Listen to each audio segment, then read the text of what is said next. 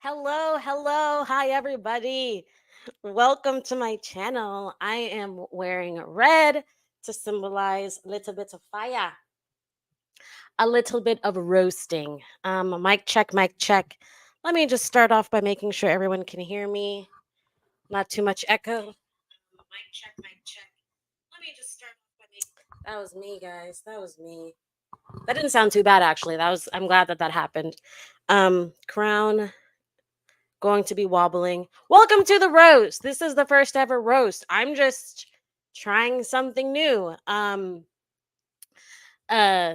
barely even know what a roast is, but let's go for it. Now this is a call-in show. So what I'm gonna do right now, and my mods, if you could help me with some of the technical stuff, answering questions from people in the chat. Right now, I'm going to post this link. This is a link to my StreamYard. You don't need any fancy equipment; just your phone will do. Once you like click that link, and that link is also in the bio of this video. So I posted in the chat, but go into the bio description section of this video, and you'll see the link as well. You could click it, and then you could come on and say your piece. Now, the thing is, I don't want to see your ugly mug. I don't want to see your faces. This is audio only. That's why it's a call-in show, not a video-in show. So just make sure you turn your camera off before you go in. So basically, if you've never done this before, once you click that link, it'll tell you, do I have permission to use your microphone in your video? And then they want you to write a name. Pick your name. It could be anything. You're going to type in your name, and then you're going to be to the portal. So at that point, when it asks about the mic, you can say no for video, yes for mic, or just say yes to both, and you could change it later. But still, yeah, that's basically how that's going to happen. Let me go through them first. So basically, like I'm going to go. This is going to be a person by person roast. So, for example, first up, I have Damon. So let me say my roast first, and then I'll like open up the lines to see if you guys have anything to say. Yeah. Um, so yeah, you could call in, but you'll just be in the waiting room until I finish my bit. So yeah. The other thing I wanted to say is spoilers, everything, books, shows, your imagination. Like, I don't give a fuck. If you're someone that can't be spoiled for something, please leave. Yeah, so woo! How are you guys feeling? Let's see who's in here. Phil, hi Phil. Mac Taylor, hi. Mink 1973, Prairie Jen, Atli Asteger Arnarsson. Hi, Geo Ninja. All right. So first, let's get some mechanics going. I want to show some slides. How does that look? I think that looks good.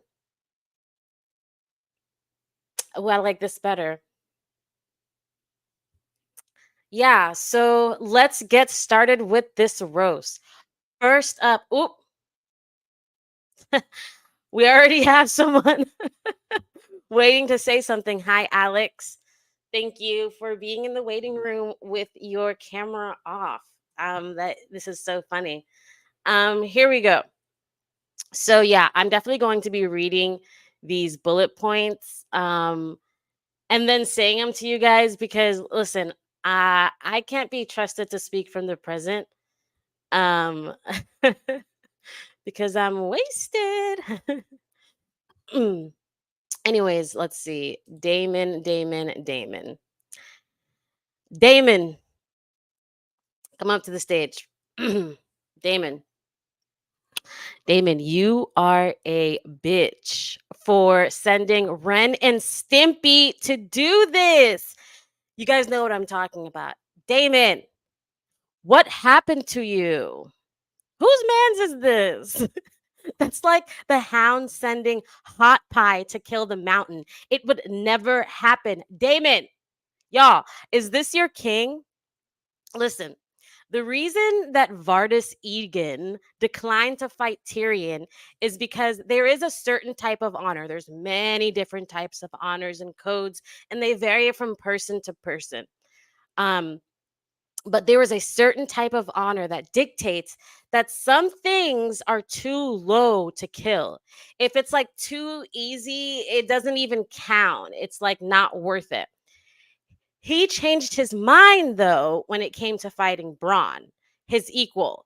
So Vardis Egan first said no to fighting Tyrion, but then said yeah because Bronn was more of his equal. Jamie wanted to fight Ned because Jamie thought that Ned would be his equal because he heard, hey, Ned, you killed two Kingsguard to get to your sister. So Jamie was like, okay, let's see what you're about. Ariahota in the show, he wanted to fight Jamie so bad. He was like, dang, it would have been a good fight when you had two hands. Oberyn, he did not flinch to fight the mountain because he's like, listen, I'm just as good as the mountain. I have nothing to fear here. Okay. Khal Drogo, Dara Naharis, like these are the type of guys that relish an equal fight, like for fun. For them, fighting is fun. And up until this point, that's what the show has shown us Damon to be, like that guy. So like sometimes when you're at the top, like all these guys that I just mentioned, sometimes when you're at the top, you have a few opportunities to interact or spar with people who are better than you, with people who challenge you and make you better after a hard earned victory. The Dance of the Dragons is between Rhaenyra and Aegon too. Aemond is a brother to them both, to Rhaenyra and to Aegon too. So a son for a son would mean Aegon's son. It was Rhaenyra's son that was killed, so we're gonna need one of Aegon two sons, So like you bull pizzles took Rhaenyra's son. Like, come on, we're gonna need Aegon's son. So when in the books, Damon gave the order for blood and cheese to kill Aegon's son, it made sense because this kill was beneath Damon to do. Like he doesn't need to go and kill little infants. He can just send assassins for that. And that's what he does. He sits in his castle, he gives an order to Mysaria, and then it's planned out. Versus here in the show, like I wouldn't have a gripe if Damon would have sat his ass on Dragonstone and wrote a letter to Mysaria to do this. That's fine. But it's the fact that you rowed your boat all the way to King's Landing with your hood, and no one saw you. Okay. Then you strolled about King's Landing with your posture. Look at me. I walk like I'm rich. Okay. Just like Tyrion told y'all and Varys told y'all. Okay. He's strolling about. Okay. Wait, is my necklace not centered? Um, and you and Damon, you made it all the way there, but you couldn't pull the trigger. Okay. Oh, he's got silver hair. He's gonna be spotted. He made it pretty far without being spotted. He was at the castle steps pretty much. It seemed like when he was talking to Blood and Cheese. But let me continue. So, but anyways, but in the show, it changed. It changed from the target being a son for a son. It changed from it being one of Aegon's sons to being Aemon. Now, Aemon is a worthy opponent for Damon. So just like Vargas Eden first said no, Tyrion is beneath me. Damon said, nah, I don't need to kill little babies. That's beneath me. When the target changed, now it's Bronn, now it's Aemon. Maybe Damon could have changed his mind. Just maybe.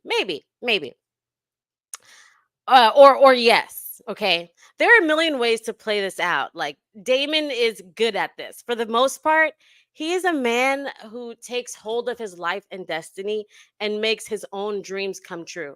Like stepstones. Like who was that killed that guy itchy with crabs? Was that Damon or was it not? Hmm? Was that Damon or was it not? You're telling me Damon from the Stepstones, Damon who formulated a plan, tried and failed, and over time came up with a plan that worked. Okay, this is long game Damon. He played the long game so that he could win. And then when the opportunity arose, he went in by himself and he knew he would prevail. You could see it on his face. When he went in there, he knew he was going to come out on top. This is the Damon we know. Divorce Rock Damon. Divorce Rock, Seabiscuit, and Rhea Royce. Okay, that's the name of the episode. Divorce Rock, Seabiscuit, and Rhea Royce. Listen, let me drink some water.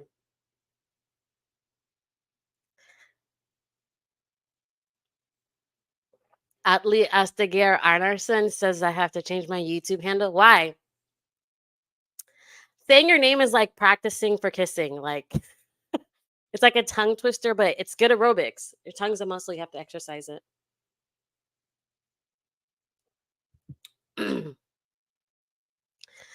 Mac Taylor, Damon has dark sister though. That's another thing. You're telling me Damon is scared to face Aemon? You have Valyrian steel. Does Aemon have Valyrian steel? Stop it. We see Divorce Rock Damon. He didn't just like go in all out in the open to meet with Rhea Royce. He bided his time. He waited until the opportunity arose when they were out in the open.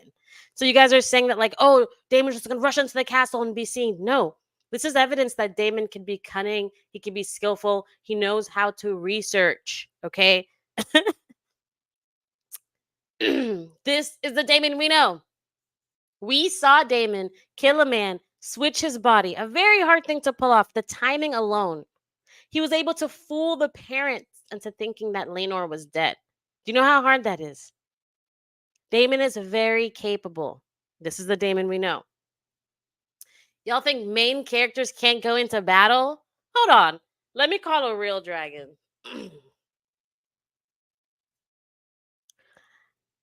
Jon Snow? Yeah. Jon Snow. Jon Snow is a real dragon. Because if y'all are saying that Damon, if you're saying that it's impossible for Damon to go into that castle and get Aemon or find a way to get Aemon, lure him out, do something. Jon Snow did it. Jon Snow was like, I'm going to go take out Mance. Yeah, I think I'm going to do that. Sam's like, what? That's a bad plan. He's like, yeah, it's a bad plan. I know, but I just got to go do it. Yeah, actually, without the Valyrian steel, I'm just going to go. If I die, I die, but it's the right thing to do, so I'm going to do it. So if John, like, it's come on, main characters go in. Now sometimes things intervene. Maybe that plan doesn't go all the way through, but listen. Rhaenyra gave a specific name. It was Aemond, okay? Why didn't Damon give that name to the faceless men? Okay? Like, come on, like this is I'm just pointing out all these things that Damon could have done.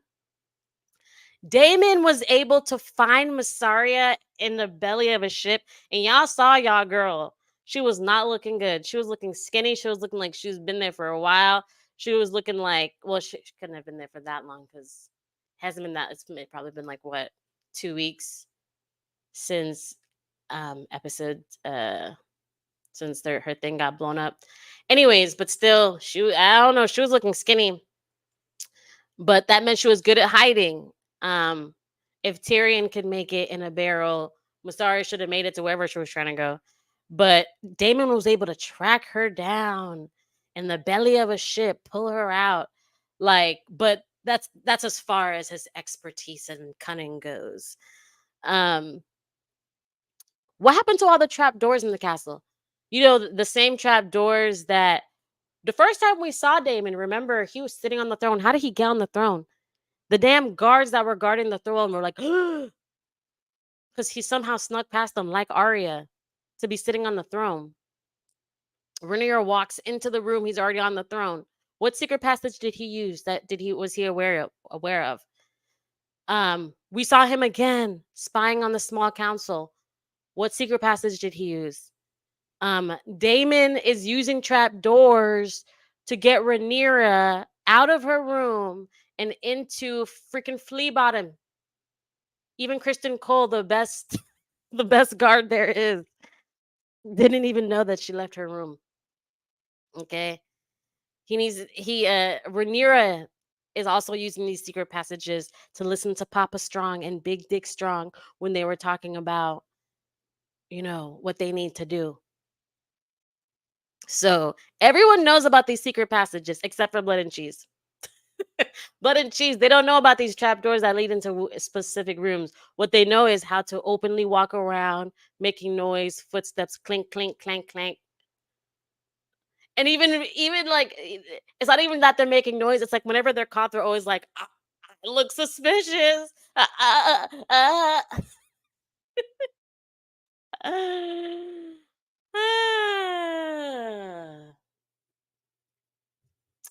What else did I have here? Everybody knows about these. So yeah, Damon, you didn't even need to hire Blood and Choose because you actually know the passageways more than they did. Yeah, and you had used them before. So nothing about this plan makes sense. It's like when Tyrion was clever and getting out of things just by his tongue. And then in later seasons, all his plans were mush and he was incapable of devising a good plan. Am I right? Suddenly, Damon doesn't know how to do war crimes or general crimes. But don't forget, he was able to dig Mysaria out of a belly of a random ship. He was Sherlock fucking Holmes. No, it seemed out of place. And then another thing. Here are my points, Damon. One, if the target was Aemond, why wasn't a real plan devised? Are we going to torture him? Are we going to what are we like? Is it swift death? Like we need come on. This is a big one. Why wasn't a real plan made? What was the rush? Rhaenyra said, "I want Aemon." That might mean, hey, by the end of the war, I want Aemon left alive for me personally. That's what it could be. By the end of the war, like that's the deadline. Or it could be like I want him right now, and once I kill him, then I can move on. Maybe it's that. But like, what's the rush? Let's figure out, make a real plan. Like you're capable of making a real plan. Two, why did Damon think Blood and Cheese could do this? Like, did he want them to fail? That could be something else. He wanted them to fail. Hmm? Three, Damon, you're Mr. Bravado. We have had, check out my debates. We have had debates about Damon, and he always wins arguments when it comes to bravado and martial prowess. Where is that, Damon? Damon? Hello? So those are my gripes, okay? I can't blame Rhaenyra for ordering the hit. Bitch, a ruler, that's what they do, okay? Off with their head. That's what they do, okay? Ned cutting off a man's head. Listen, ruler's gonna kill, okay? That's what they do. So I don't blame Rhaenyra. And she's a mother. Mother's gonna grieve. Whatever it takes, Rhaenyra, to get it out. I can't blame Blood and Cheese for being who they are. Hey, they wore their personalities on their sleeves, right? You can't say that they tricked Damon. You can't say that they gave him white glove service on the interview, and then when it's time to do the job, they turn. So I blame Damon. I blame Damon. Um, I blame Damon, the idiot who didn't make a detective board with the red string. The meme of what is it, Charlie from It's Sunny. You need the red string board, Damon, for this. You know you do. Um, yeah, Damon. Damon, I'm gonna tell you this once and never again. When Eric talks to you, you stop what you're doing and you pay attention and listen. Eric crossed the black water for this. The same black water that took Stannis' parents. The same black water that dashed Stannis' ships when he was going for Rael.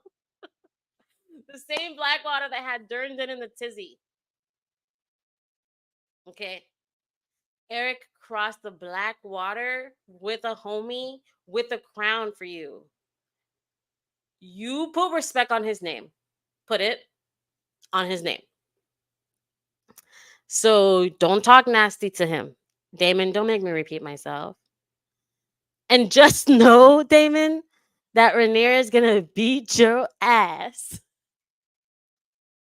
Rhaenyra's gonna beat your ass like Tina did Ike in the back of that limo. You know, if you guys have seen the movie What's Love Got to Do with It?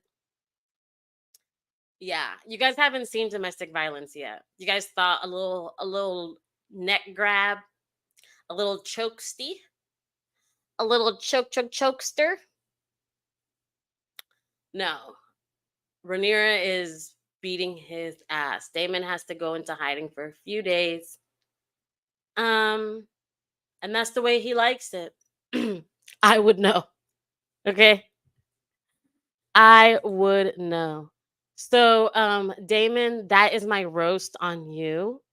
Um, I deserve better. It was me. I'm watching, Damon. I'm your the most important person in your audience, Nettles, watching. And I deserved better. Okay. So that is what I've got to say about Damon. We have Alex on here. We're gonna add Alex to the stage. Hold on a second. There we go. We're gonna add Alex to the stage. Um, to hear what you've got to say. Oh my goodness. Hello, the girl Nettles. My name is Alex. I'm calling from Brooklyn, New York. I'm so excited to be on your show. You're always killing it on your live, so this is awesome. First thing I have to say, and I'm gonna make it real quick so you can get right back to it. With House of the Dragon, this is the first time I'm reading one of George's books before the show comes out, because for Game of Thrones, I didn't read all of the books, and I enjoyed myself for the end of the show. However, I read Fire and Blood before House of the Dragon, and so now I kind of have a different relationship to like some of the changes that they make and stuff like that. So obviously, Blood and Cheese, like kind of polarizing, and I kind of haven't known how to feel about some of the changes that they made, but I think it was really cool how you pointed out that like Damon's choices of how to call that hit out are kind of interesting given who he is and like who he's willing to actually get into like a little sword fight with, or who he's able to kill and still maintain his status. So like that's a good point. And then also I have a question for you, because I don't remember if this is how it happened in the books, but I feel like I don't remember Rhaenyra explicitly calling a hit out on Aemond. And then obviously Damon did what he did, and I guess we're gonna find out how she feels about that tomorrow in the show. Like, what are your thoughts about that? So no, it does not explicitly say in the books that she made a hit out for anyone. It was always made painted in a light to show like, look, Damon's evil, guys. He's killing kids. So it was Right, always right. like steered to be like a Damon thing. So yeah, the first thing we hear about in the books is it being like a son for a son. Now there is like a sentence that says that some say that the intended hit was Aegon or Mm, Aemon in the books, but it's like an afterthought. Um, it seemed like uh intended to be a son for a son, which is like I said, mhm. the wars between Rhaenyra and Aegon. So it would have to So be true. Aegon's son. So true. So true. So I just can't wait to see, like, is the show gonna have Damon in hiding? Like, how's that actually gonna unfold once the news actually hits Dragonstone? And is he gonna put on his crime and murder cape and disappear into the night and do whatever he does next? And how is our girl Rhaenyra gonna react? I can't wait to see. I can't wait to hear your take on it after. So thank you so much for bringing me on the stage, and I can't wait to see the rest of your show. I'm gonna peace out and head back to the audience on YouTube, but thank you so much. You're awesome. Shout out, Girl Nettles. Cool. Thank you. You have such a nice speaking voice. Like you could probably do like some Bronx, New York, like bedtime stories, like get your ass to sleep. Like, I had to. But no, okay. To answer your question, Alex, are you already gone? Oh, I see you muted yourself. Okay. Um I'm in here, but do your thing, do your thing. but okay. But to answer your question, I think it's gonna be like so, not so blatantly like so, like, you know, but that will be the sentiment because how do you think we felt when they killed Luke? So you want me to cry tears for Jaharis? I'm sad about it. It's a child. I'm sad about it. But I was also sad about Luke, so now I'm just double sad, but I mean like okay. Like, I don't think so basically what I'm trying to say is I don't think it's gonna be like, "Oh, Damon." It's not gonna be like how Rob put Catelyn in chains, to show that like my mom's in trouble. I don't think it's gonna be like, "Oh, Damon's in trouble." It's gonna be like, "Oh, now we're in war mode. Damon, whatever, get the soldiers, get the training, bulk up, like whatever we have to do." It's gonna be more like, let's get into action or, I don't think it's gonna be that big of a deal. Sorry. But I do think it's gonna be a big deal to the Greens, obviously. So you don't think we'll get a scene of Rhaenyra running to the sept and lighting a candle for Jaehaerys? We're not gonna get that? Rhaenyra running to the sept and lighting a candle for Jaehaerys. Yeah, no. Rhaenyra doesn't even know that religion. She was like, which candle? What color? No, but yeah, sorry, Jaehaerys. She probably never saw Jaehaerys in her whole life, too. So she can't even like create a mental picture of him like existing. Who knows? But yeah, no. All right. Alex, I'm removing you.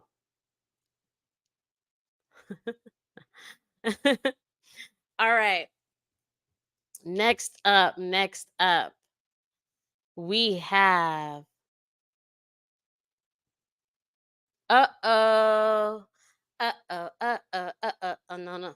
Uh-oh. Uh-oh. Uh-oh. Oh no no. It's your favorite bad boy. What do they call him? The short king. Oh yeah, short king. But he's your boss. He's the boss of you and everyone you know. So before I say anything, we saw the handmaids shaking in their boots when you walked into the room. What the fuck, Aegon? What the fuck? Like, yeah. Before we go into the jokes, in all seriousness, like, I don't know if it's like the directing or if it's like the actors choosing to like, you know, make these takes or yeah, just character analysis and everything like that.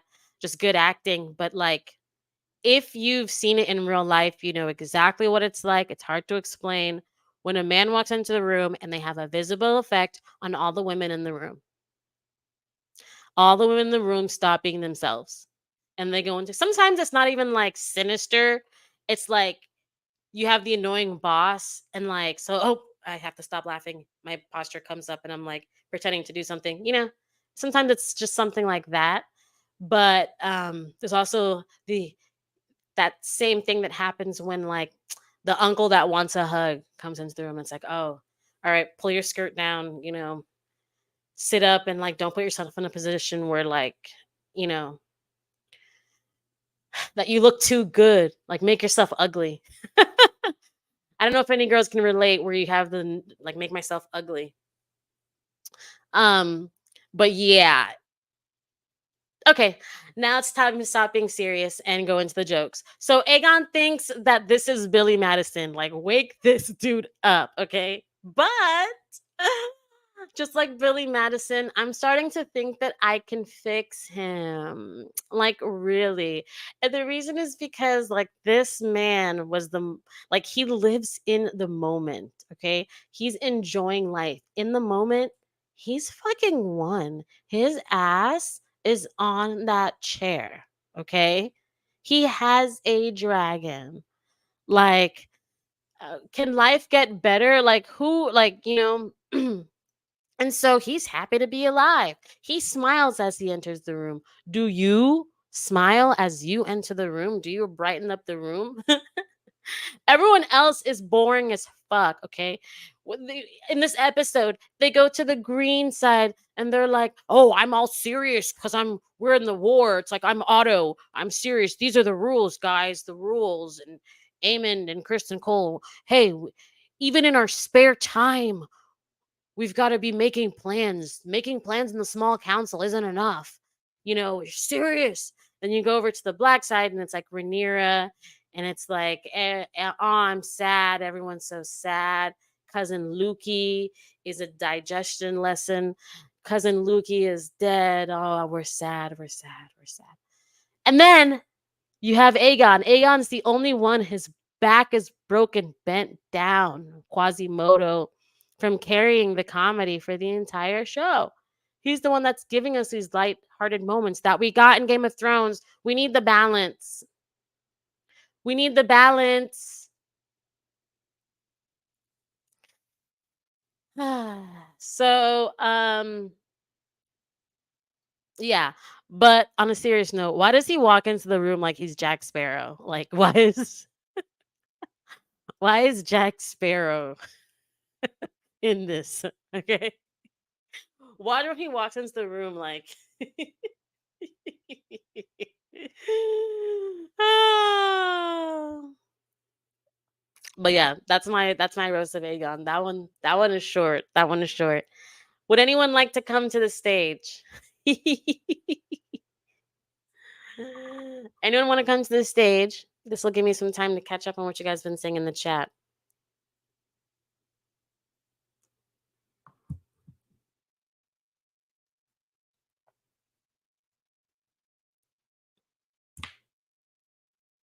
Mink says Thailand beefing with a child was pretty funny. That was pretty funny. I hated it because I'm like, ugh. I like Thailand because with whenever there's Lannister twins, there has to be a good one and an evil one, a Jamie and a Cersei. Um, and it seems like Thailand's the good one, and then Jason's the bad one.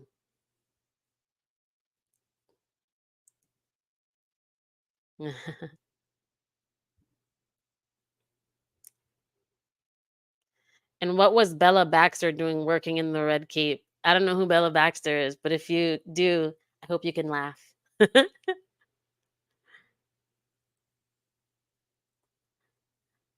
Why would they say Jahedless? Oh my gosh.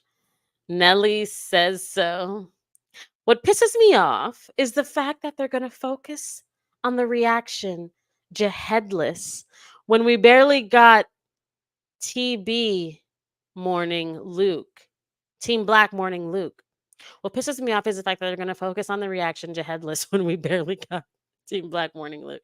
No, I think we've got good Luke morning. I think we got good Luke morning. Um uh it's been weeks, at least, I think. It has to be because uh Jace is in Winterfell. I mean, and the Wall. So like it's been some time. But Jahedless is diabolical, not Jahedless. I'm gonna have to rename this stream Jahedless. Oh no. Air for a day. Viserys gonna come for me. I recant my statement. All right. We're gonna keep it rolling. So next is Rhaenyra. Um Rhaenyra is exempt from the list. She did all the things and she did them right. So we will not be roasting Rhaenyra.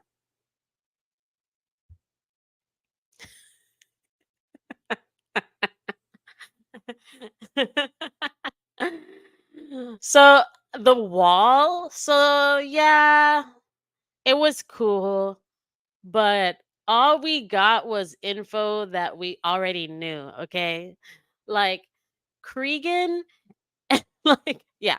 I mean, what did you guys can anyone refute that? No, okay? We already knew this stuff, okay? Um Cregan and Jace though, they definitely banged on that dragon that took them to the wall. Listen, the spikes on the dragon come in all the sizes to open you up at your own pace, okay? So you can start with the spike, that's like this, place yourself on it, you know, and then you go up. You go up in size until you're ready to take on Chase, until you're ready to take on Cregan. It's a long ride. It's like a plane. Like, yes, we're flying to countries in just a matter of hours, but it's still hours. What you gonna do? You know, you do a Sudoku, after that, you're bored. So, why don't you get to know your fellow man? Okay. So, they flew on the dragon. I know this because it would take 3 weeks to get to the wall, like on a horse. So, you're telling, so that would mean that like Jace didn't go to the Vale, he didn't go to Winterfell, like so he had to fly. They had to fly on the dragon to get there in time to be at the wall to get that raven. So yeah, just the logistics of it. Um, yeah, no. But this scene did make me think that Rhaenyra hasn't told Jace shit about the dagger prophecy. She was probably waiting for later, just like Ned was waiting for later to tell John who his freaking mom and dad are. But uh yeah, it just made me realize that like Jace doesn't know anything because now you got Northerners telling you what your dragons can and can't do. So that's what I have for the wall. Um, anyone want to come up? Bum, ba, bum, bum, bum, bum, ba, bum, bum, bum, bum, bum.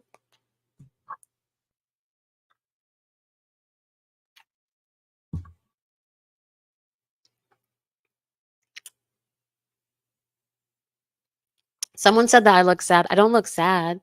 This is me like having like a lazy morning. Like I just woke up and I'm like throwing on some makeup. So I'm still like puffy from sleep and stuff.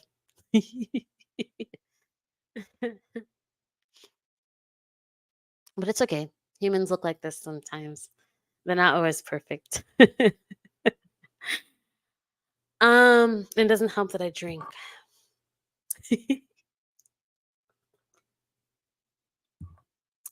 But it's worth it. I have such fun drinking. Next, Helaena.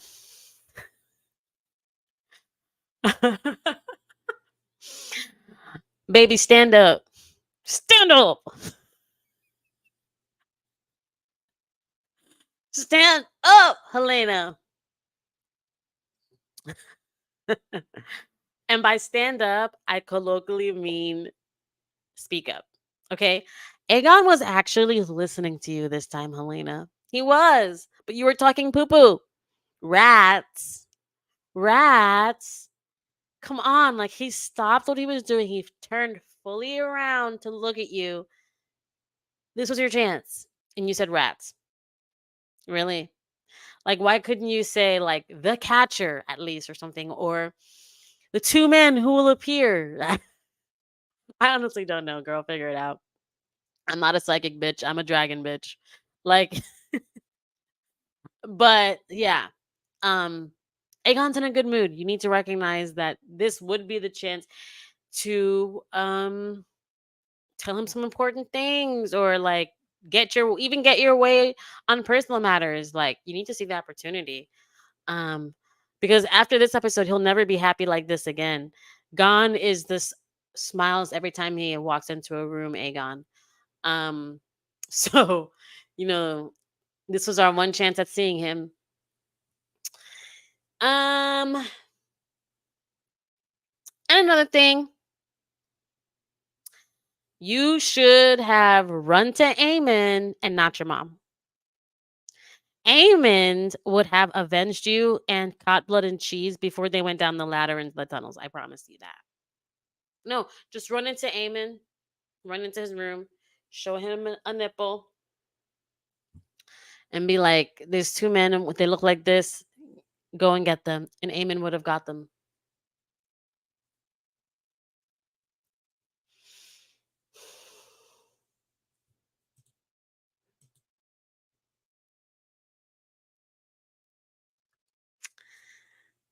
So here's how I would rewrite the episode. Okay, I would make it a Helaena episode. I would start with the dragon dream. Like, she wakes up. Maybe they show the dragon dream, like what it looks like. Maybe it looks like a cartoon or something. Like, in Kill Bill when they suddenly go into like anime or whatever style that is. When they're telling Lucy Liu, was it Lucy Liu? Lucy Liu's part. But whatever. They start with the dragon dream, like something about her giving birth to a dead rat that's wrapped in a net or something, like, or in a rat trap, like it's caught, like rat catcher. Then like we go through a day with her, day in the life of Helena, and then we see like maybe flashbacks of her growing up as, like, with Alicent for a mom. Then we see like interactions with her dad. We see Viserys again. Like, is her life easy? Is her life hard? Like, we just get a good feel for Helena. Um, we see the relationship with her brothers fleshed out. Very important.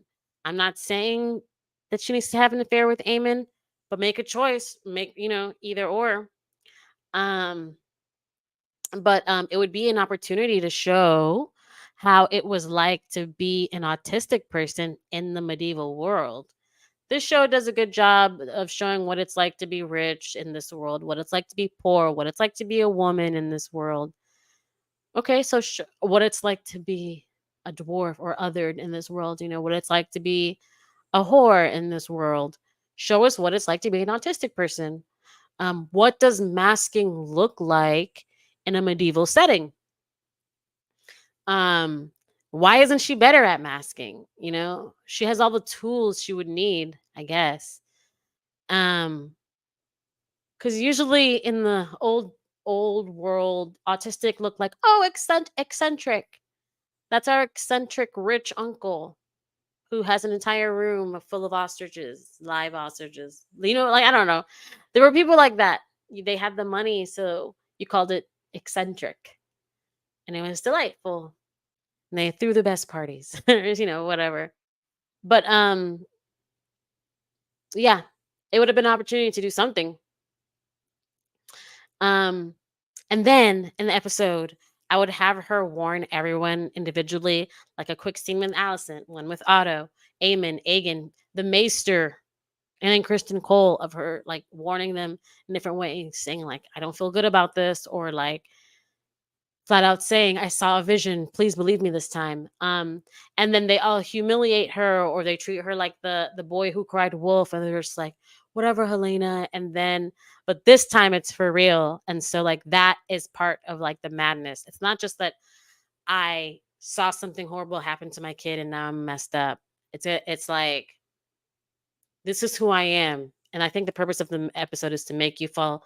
That I'm writing.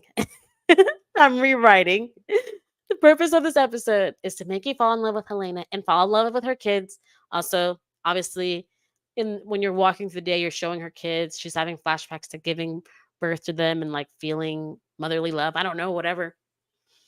Um, but it's the fact that this is who I am. I'm lovable. I'm cool. And I'm warning you guys, and it's for real this time. You don't believe me. The horrible thing does happen. And now my brain is breaking because I don't know whose fault is it. Is it my fault? Is it your fault? Whose fault? And that being part of it, and then compound that with the horror of like what her eyes have seen and what it feels like in that moment. But that's how I would rewrite it. But yeah, that's that is what I wanted, and what I was able to make up in my head in a span of like 5 seconds. And the show gave me what you're looking at on the screen, more of like, oh, I'm sitting on the floor sewing.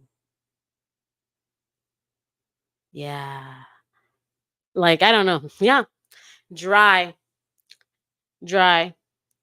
Helena, stand up. That's the end of my Helena. If anyone has something to say, this is your chance to come on up.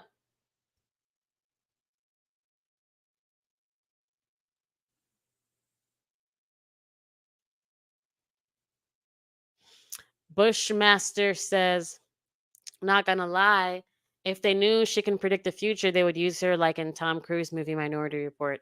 I don't really remember the plot of Minority Report, but I mean, yeah, like Helena, if I was in that writer's room, I would be spewing out ideas like crazy. There's so many things you can do with this character.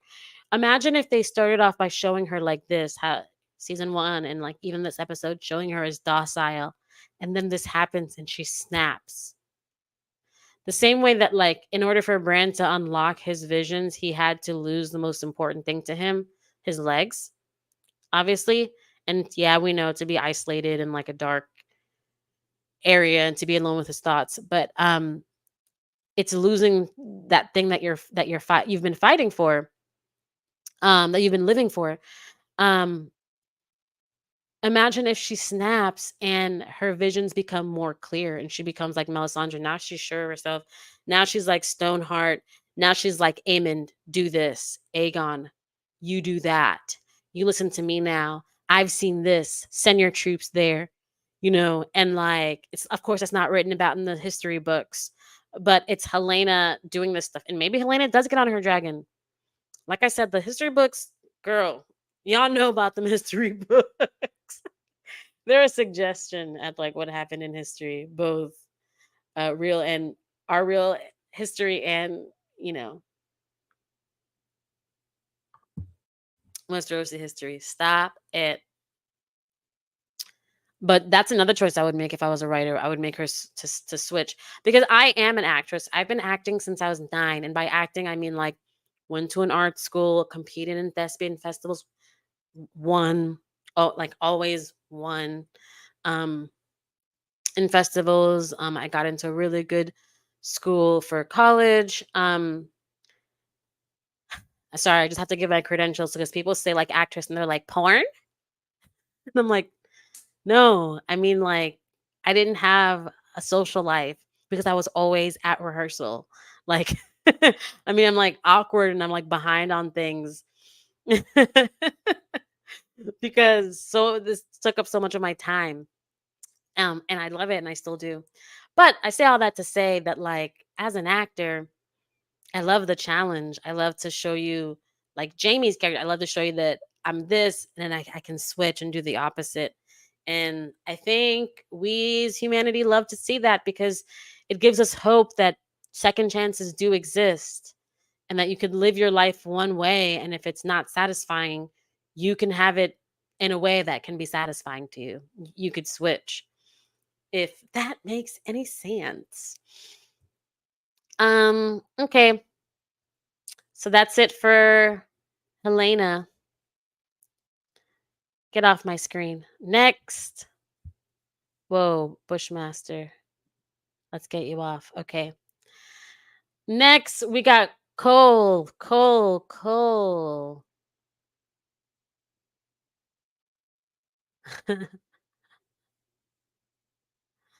Mink, 1973.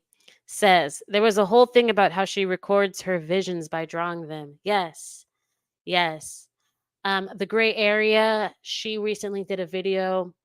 Um, I think it's just the breakdown of the first episode, but she kind of break she on the video she freezes on the stills of Helena's drawings and kind of like explains what they are. Um, so yeah, that's very interesting. And then some people say that the tapestry that's being weaved in the opening sequence is the one that Helena has been stitching. So, we'll see. We'll see. Um, Cole, Kristen Cole, son of who? Who are your parents, Cole? Who raised you like this? I want to know who your parents are. I want to call your parents for a parent teacher conference so I can yell at your parents because they never signed your permission slip for anything. But Cole, I've come to what? Okay, I wrote this script on like Wednesday. So much has changed, but I'm just gonna keep reading it. The sub, the sub. Not Jared's sub, not a substitute teacher. I'm talking about a sub, the submissive queen that we all love, Kristen Cole. Listen, every time we see Kristen Cole, he is in a very submissive position. He is always let's see. Listen, not every woman wants a dominant alpha man choking and slapping her every time. It gets old. Okay. Some women want to walk on your back while wearing our spiky heels. Some women want to put a collar on you and give you orders and make you eat dog food. Some women who feel powerless in their real life, especially like their work life, they want to feel powerful when they come home and when they're in the bedroom. And I think that Allison is a perfect candidate for that. So here comes our submissive sex slave, Kristen Cole, eating pussy on his lunch break, laying down like a good starfish while inside Allison's penis flytrap. Alicent was moving in a way like that scene when Helaena walks in. Alicent was moving in a way that made me think that this sex session has nothing to do with Kristen Cole and all about just like Alicent like finding the right scratch to her itch. Who cares if Cole gets off? That's what I got from it. That's just my opinion. I'm not saying that's what happened. I'm not saying that this is what this was about. I'm just saying. Okay, I'm just saying. Even Rhaenyra had to talk Kristen Cole into this. She had to undress him. She had to coddle him. Come on, little baby. Come on. Let me make you feel good. It's okay. It's okay. Um. So yeah, we support all kinds of masculinity and manhood, okay? Kristen Cole is what he is. On the outside, he's whooping everybody's ass when it comes to swordplay. But if it comes to a joust baby boy, Kristen Cole is the symbol of masculinity, okay? Got the armor, got all that on. But on the inside, he's little spoon, okay? He lays there like a starfish while you do what you have to do. He'll put the collar on and get on all fours. Um, listen, listen, I'm here to defend Kristen Cole. You all wanted him to be posted in front of Helena's door. Why? Why? Kristen Cole is Alicent's sworn shield. What do you mean? There's 6 other Kingsguard for Helena. So Cole was where he needed to be, guarding Alicent's body.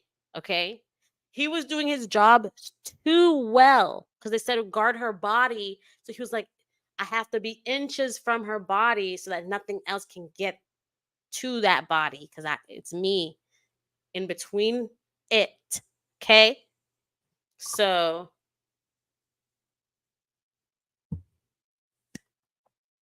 Criston Cole did his job, doing it and doing it and doing it well. So, but why is this man always naked? I'm probably gonna say this every time. He continues to be naked. We have never seen this before with the Kingsguard. We have never seen this before with the Kingsguard. We have Jorah over there in Essos. It's hot sand desert. He's not even like a real Kingsguard because he doesn't. Where's his six other brothers? Where are they? Where's the kingdom? He's not even a real one, but he stays in that armor. He's like, just in case I'm in that armor. Just in case you got brother Royce. Who was that Royce brother that was following Catelyn around? Every day in that armor, wake up, go to sleep in that armor. Jamie talks about in that armor, fall asleep in that armor. Ooh, that armor heavy, but we're in that armor. Criston Cole, even in that conversation with Aemond, you should have been in that armor because you're at work. You're making war plans. You're at work, so wear the uniform for work. But no, and I know it's heavy every time. Every time I see the close up when Alicent was tacking the thingy on him, I know it's heavy, Cole. I know it is. That armor, it's heavy. Even if you're strong, it's heavy. But that's the job you took. You wanted the job. I guess it's not all that is cracked up to be, huh? Is that the lesson here? That no matter what you achieve or what you aspire to be, it's never going to be all that it's cracked up? Dang. Well, maybe he needs to be like more of a Braun type. Braun said, I'm not wearing no armor. That's why they didn't even bother to put Braun on the Kingsguard. Braun was not going to wear that. Braun said, that's heavy. And when I fight, I need to be light on my feet. But that's all I've got to say about Cole. If anybody wants to come on up, come on up. And come on up to the stage and roast Criston Cole. Roast Criston Cole.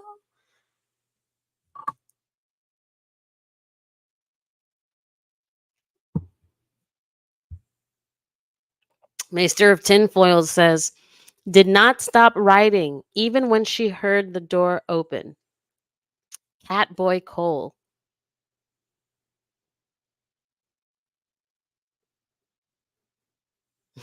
Cole Pole has enough material to just be the rest of the roast. That's all I have to say about it. Oh.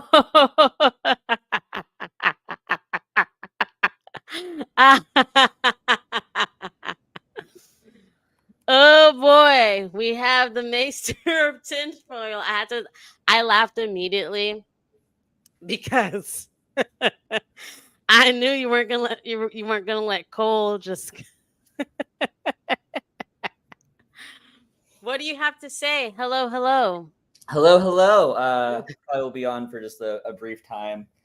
I just got to say about Criston Cole, I'm dying for the fact that he dropped the best Rhaenyra like line of the whole series in an attempt to like diss Rhaenyra. Yeah. Oh, she brought her into her web and enticed her. I'm like, you've been thinking about this a lot. You I'm know just why? Can I just say this? You just put this thought into my brain right fucking now. Because Alicent has yelled out Rhaenyra's name when they fucked. I believe it. I believe it in my heart of hearts. They're both just processing. And then Rhaenyra. and guess what? He said it too. Of course, exactly. It's shredding them internally. And guess what? They didn't mind. I'll pretend to be Rhaenyra. Do you want to put on the wig tonight? They both Or know what this is should about. I put on the wig? It's like the show only scene where there's like a Daenerys themed sex worker in Volantis, I think. They just bought the wig from the 120 AC Westerosi Party City.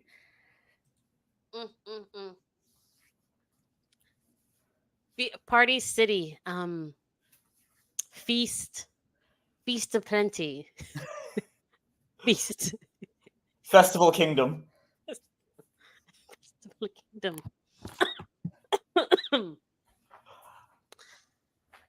What do you have to say about Cole? I love the hypocrisy. We needed it. I needed it. It's just no one's been having any fun, and no one's been having illicit sex. Like they. What do you mean? We got Viserys sex. Did that not do it for you? And the rest of the audience? Viserys? Yeah, the completely not having a good time at all teenage Alicent with moldy Viserys.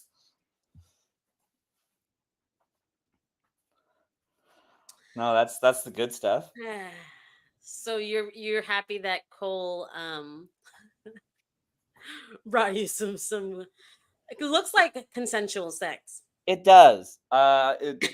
Like we can talk about the hypocrisy, but no one deserves some good consensual. I want to fuck this person. This person want to fucks me.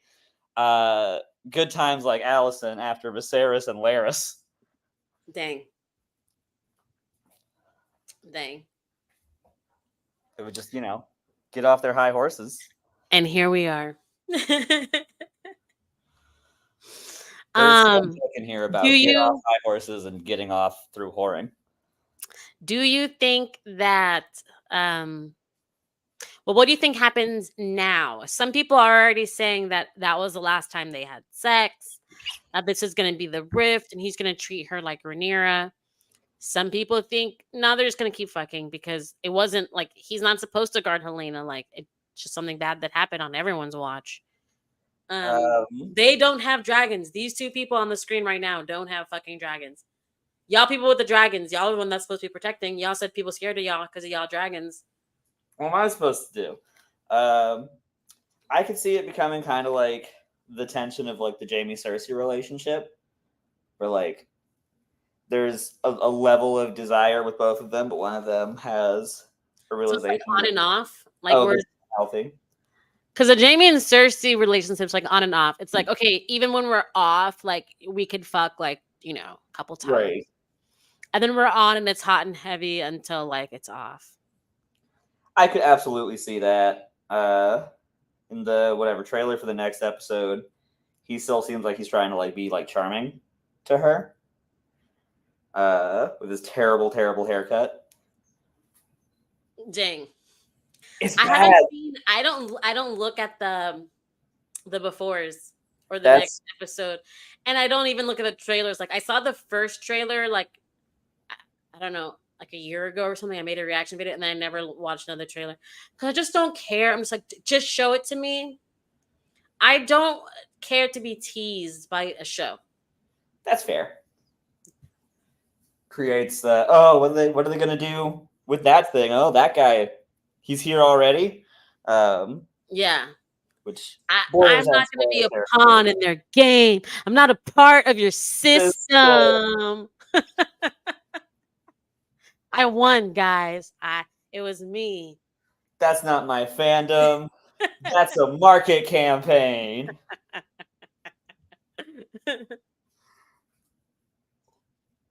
Those are bots. All right, next I have Alicent. Do you want to stay for Alicent? Do you have anything you want to say when I finish? I came in late, so I was gonna give my two biggest roasts of the episode. What are your two biggest roasts? One, is Damon real or not? Daron. Daron had a bloodline in last season. He did with the little cup thing because he's a cup bearer, but Maelor, we don't know. Maelor, I've heard theories that like Helaena is like now pregnant with Maelor, which I guess could be a thing. But like Alicent says, my two sons, or like both my sons, which is really tiptoeing up to I only have two sons. Like, oh, I didn't even hear that, but she probably did. So when she's And talking to Otto, it's like both my sons consider you like the great example. Like maybe she just means both my sons who are at court and are fighting in the war, and I still have another one who isn't part of the considers you the great example duo. But it really sounds like 100% of the sons that I have, Aemond and Aegon.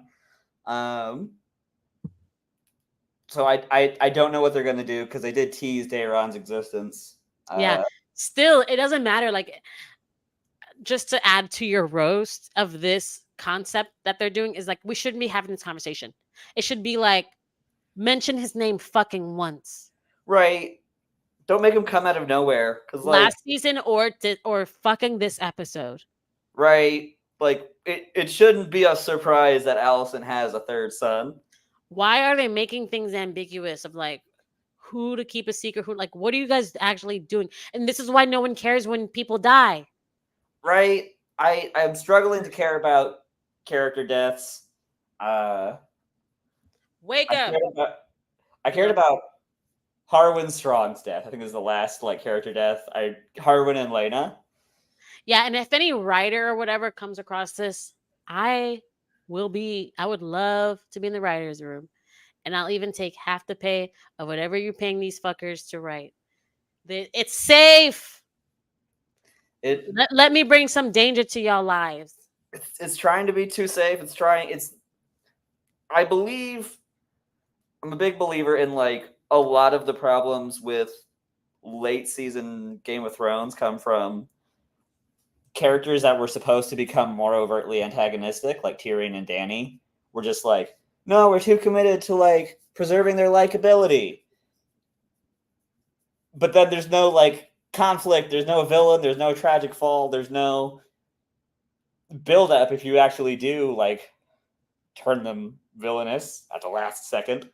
And I didn't write this, but just you talking made me think about it's the fact that I have this thesis. I'm like, okay, so let me go off topic just for a little bit and just talk about me personally. Like, I'm very like, I'm a feminist, but I'm an aggressive feminist. Like, I feel like about like my feminism, like almost on a like I hate all men type of feminism because of like the things that I'm about, but I have this little bit of criticism for women when it comes to like there's this kind of narrative called like evil women and like evil moms narrative where like there's this notion of like evil moms that people don't hear about. We hear about deadbeat dads, but there's evil moms that are like putting cigarettes out on kids, like that type of evil mom, like and like doing all this these damaging things. And then that opens up the topic to like how for all of history up until like right now, women were told that like, oh, you grow up, you go through puberty, maybe you get some schooling, you get married, and then the next step is you have kids, and then you grow old, and then they take care of you, and then you die. Like that's how it's been for all this time up until now. And so women just think of having kids as like the next step instead of thinking of it as like, wait, do I want to do this? And so there are women, I think majority of women want to do this and become moms, and that's fine. But then there's the women who like don't want to do this, but they never even consciously make the thought bubble of I don't want to do this. It just gets stifled and repressed and comes out in an ugly way. And the ugly way is how they perform motherhood. And I think Alicent is one of those people where like she was never meant to be a mother. Like she should have been like some carefree, whimsical type out on the prairie, the wind blowing up her skirt. She picks a flower. She comes in, like she's just minding her own business. She grows old. They call her a witch. But when you come up to her cottage, she's making you cookies, like delightful person who tells you stories about her voyages and stuff like that. And like, that's it. But fucking society and every single thing never even gave her that idea. So instead, she just becomes a mother, and she does the act of it, like she shakes the baby. They showed you in the first season, she's shaking the baby and just looking off. Usually, like, I've seen mothers, when they're shaking the baby, they're looking at the baby to see if the baby's face is reacting to how they're shaking it. Should I shake it slower? Should I rock? They're like, what? They shake like this because they're like trying to soothe the baby. And Allison's going like this. Like, and that's a very big difference. That's like, it's so disconnected from like what it is to so disconnected from what motherhood is, and exactly dialed into what is the performance of it. I completely am with you on that logic. Like, he's like autopiloting the like rocking the baby. I feel like shaking the baby implies like shaking baby syndrome to me. I'm gonna say rocking or bouncing, but Yeah, sorry. But I just want to say that in the show, I think mothers are, yes, they're supposed to bounce, but in the show it seemed like she was shaking, sorry. But yeah, I guess bouncing. She was no, I'm just saying she was being I followed aggressive. where you were at. I enjoy Terra Incognito coming also in with like the maybe bounce instead of shake. I just read that too. I was like, oh. Listen, we all know what we mean. A little baby bounce. Although she does shake her kid later, but he's not a baby. Yeah, like motherhood is like pushed on her. It's a surprise to her that Viserys wants to marry her. It's like when Otto is like, you should go seduce him, or like go be charming and helpful to him. It's like, you should dress like your mother. It's like it's literally putting on the clothes of motherhood when she's still a child. White Chocolate Espresso says, was her mother not around though? Didn't she die when she was young? So many people always use that excuse of like, oh, I didn't have an example, and it's like, to me that has very little to do with like it. To me, it's just like a stupid excuse. Sorry, just me being honest, because like for the I don't have any kids yet, but my close friends have had kids, and it's like this living thing comes shooting out of their leg, and they're like, oh my gosh, like I made this and I'm responsible for this, and they're just so in awe of that, and that feeling is what makes them a parent. And like, even the father, like, oh my gosh, I've had 9 months of having this person like roll in next to me, and like they're part of it too. Like, it's this whole thing of like their specific experience. It's not like, oh, I need a father or a mother so I can copy exactly what they do and take notes on it so I could do the same thing, and it's the only way I could be a good parent. No, that's not what people do. It's a very unique thing, and you can only do it once you adopt a baby or you have one of your own, where like you are faced with that feeling of like, I'm looking at this fucking face every day for the rest of my life, pretty much, or for the next 18 years or like whatever. And like, I got to get used to it, I Sorry. give her more latitude just on the basis of like she didn't choose to become a mother. So Helaena. Also Helaena, but I was talking about Alicent. Oh, yeah. But still, it's that's a thing. I'm not judging either of them, but I'm just saying, like, if that's part of the cause of it. But I think that mothers can be divided into women who are meant to be mothers and women who are meant to be free. And I put, Alicent in that corner of people who are meant to be free. I think Helena, maybe, I haven't seen her be a mother at all. Not really. I've seen her sew and be next to her children. I'm just assuming she's like a good, loving mother who's in tune with them. But we haven't been shown anything. Right, like we have pretty limited info on like Helaena as a mother. Yeah, I feel like Alicent, if you could like give her a truth serum and ask her, she would probably say, "Yeah, I agree. I should not have been a mother. If it had been up to me, I wouldn't have done that." Yeah. Or maybe it's even like, I wouldn't have been a mother to Viserys's kids, because there are mothers who like, I be on the internet, man, and I be in wormholes. I'm like, how did I end up here? But about women talking about who have different baby dads, and that they said, I try not to. I stop myself from doing it. So it's not like they don't do this, but we're talking about the thought. But they do feel like they treat the children different based on who their fathers are, like how much they like the fathers or how the fathers treated them. Get what I'm saying? Yeah. Like, you because you have these kids, and let's say you have 3 kids, all the dads left, but the kids have the fucking face of the dad, the man who humiliated you and left you, and like like, so they treat them different. And like the one that they really loved, so I feel like Alicent, maybe she's one of those women that, like, had it been a child of a man she really loved, maybe she could have been a better mother. I think so. I think the circumstances, the pressures of like, yeah, this kid will rule or will not rule, but will be embroiled in like violent royal politics. Like, doesn't help someone who probably was in a bad circumstance to be a mom in the first place. All right. I'm going to mute you and go on with my Alicent, and then if you have something to say, I'll let you say it. All right. So Alicent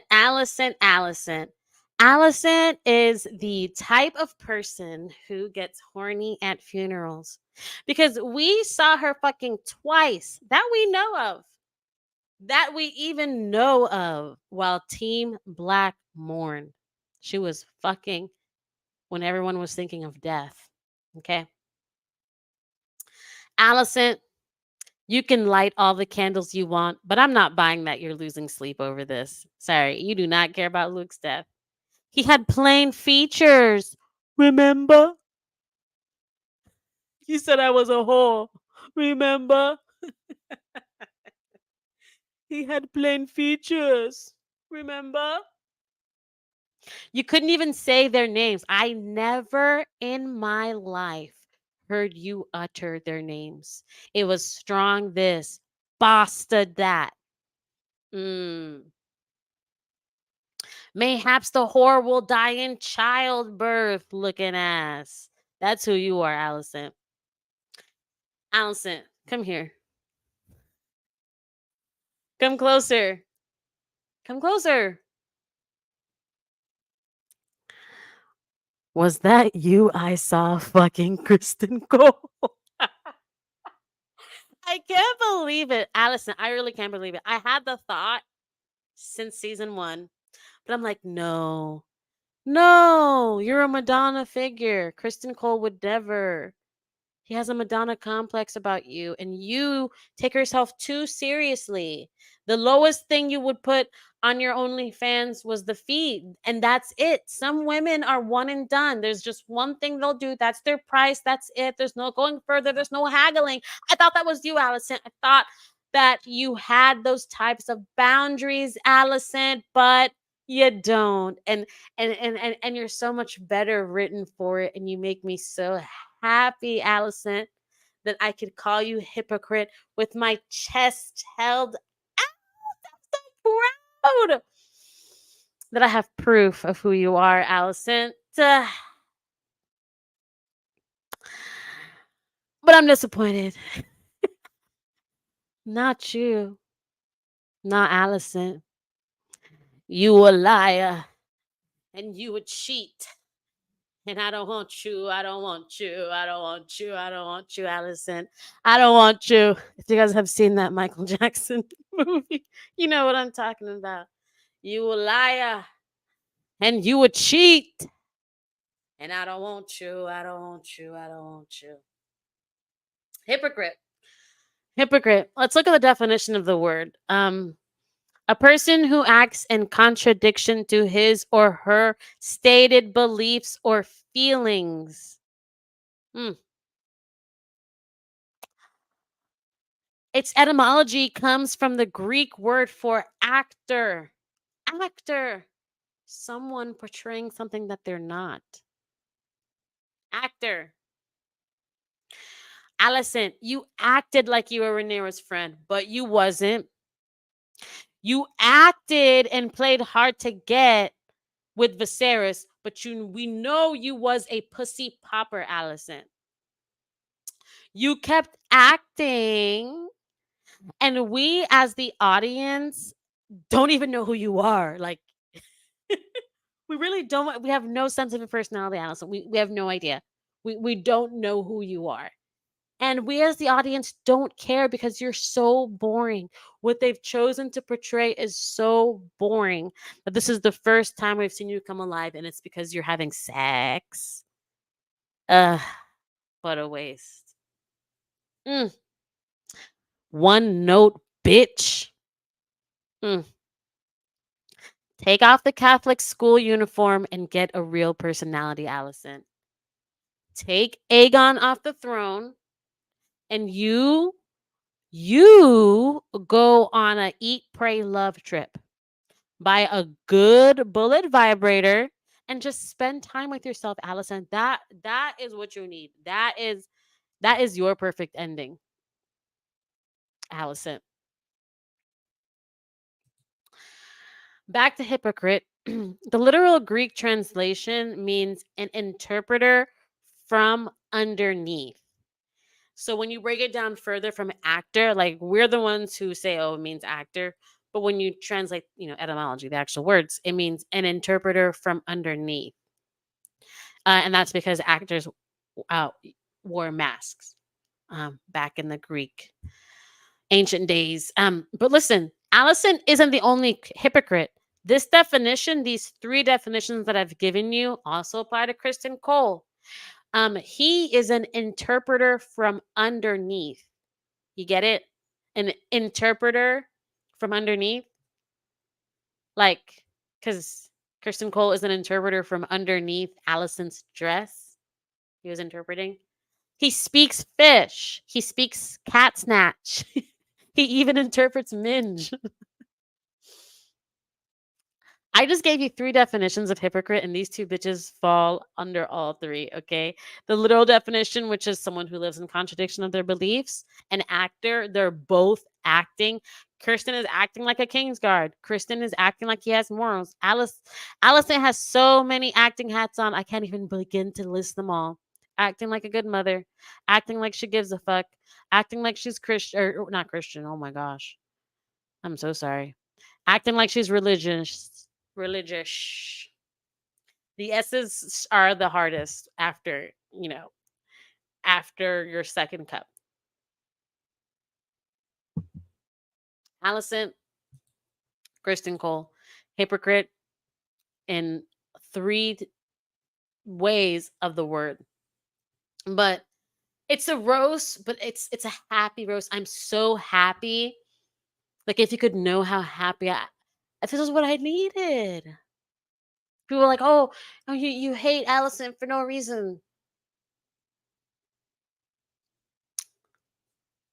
I show them this. I show them this. All right, that's what I've got about Alicent. I just unmuted you. Tinfoil Maester, if you want to say any closing words about Alicent, if anyone else wants to come on up, now is your chance. And then I'll move on. Yeah, I'm probably gonna hop after this one because I have another. Yeah. I held you hostage. That's what I do. It's all good. It's a solstice / mildly my birthday party. Today's your birthday? Yes. Yesterday. Wait. Yesterday was your birthday, but today is the actual weekend, Saturday. So it's like, oh my gosh, still happy birthday. Thank you so much. Birthday near twins. Yeah, like I was saying, I agree. I feel like Alicent has really struggled from like they are not sure what to do with her character. I think they want to make her kind of like Cersei, but they're afraid to just make her an exact Cersei copy. So sometimes she's better or more morally justifiable. But like, I was thinking about why do I enjoy that she's a hypocrite? And continuing with like the Cersei comparison, it reminds me of when she's fighting the sparrows. And it's like, yeah, we hate the sparrows.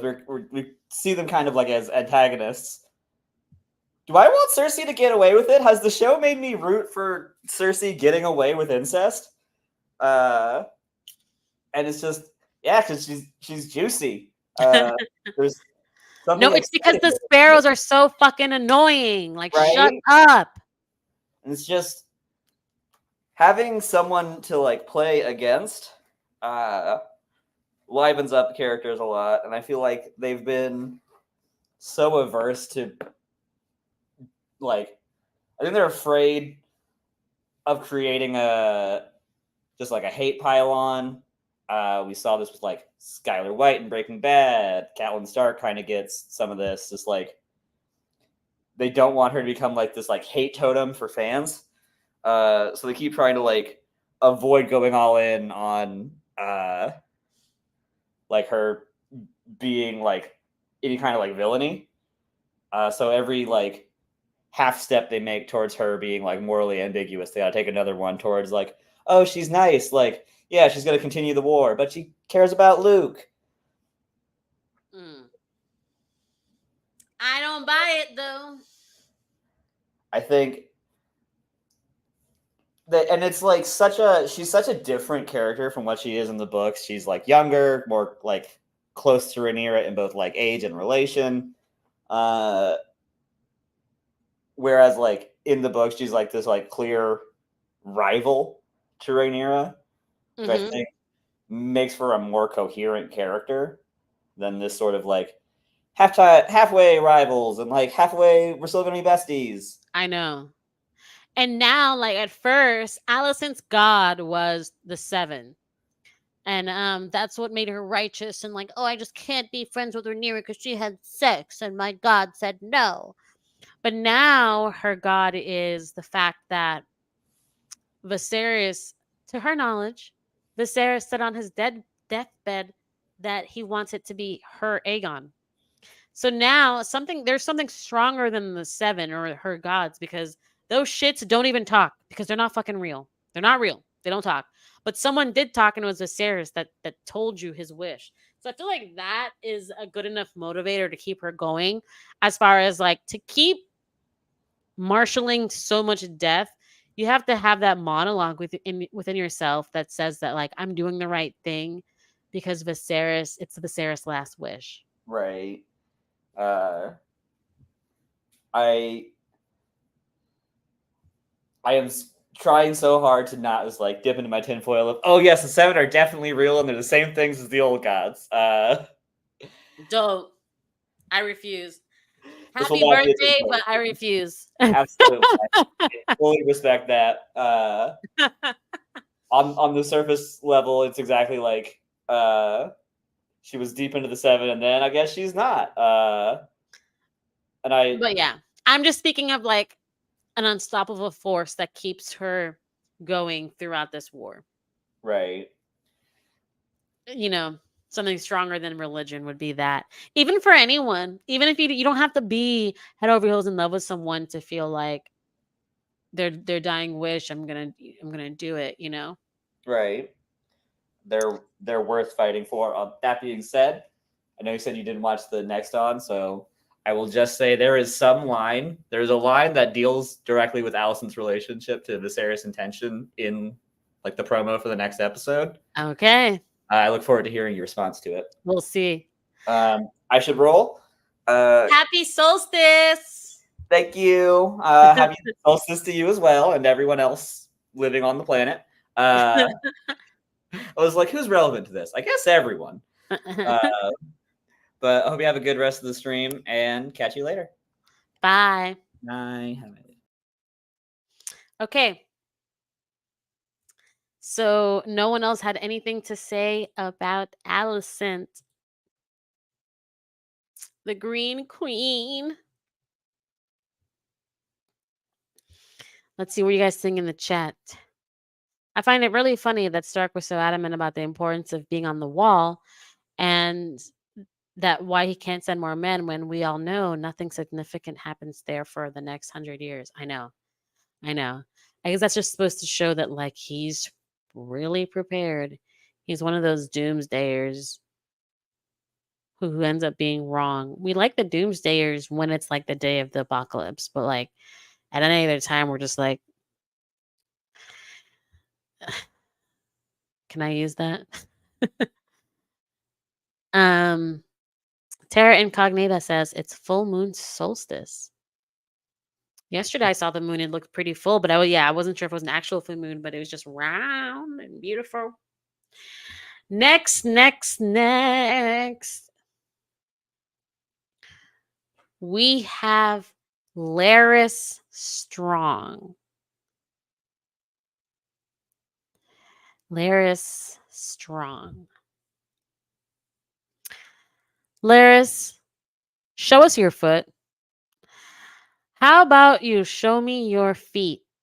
I need to see it. Show me. Here's my headcanon on Larys. Larys was on his way out of the womb, and then he grabbed one of his mom's organs. Like he just hold on, let me. So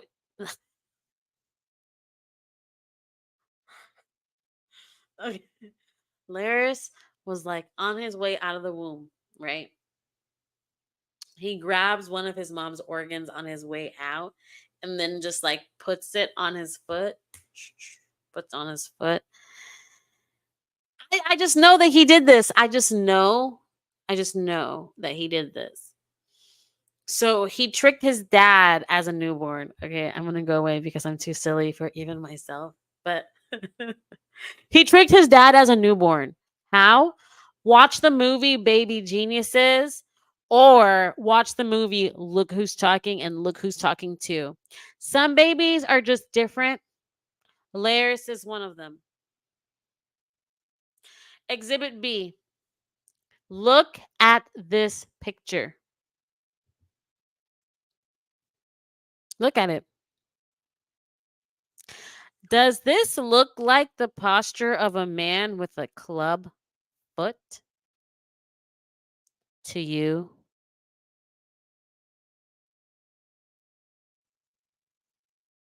Look at him.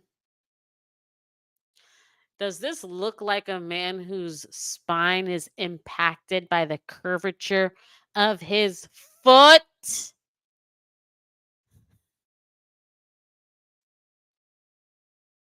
It's not just the foot, too. Like, you know how people are like bow legged?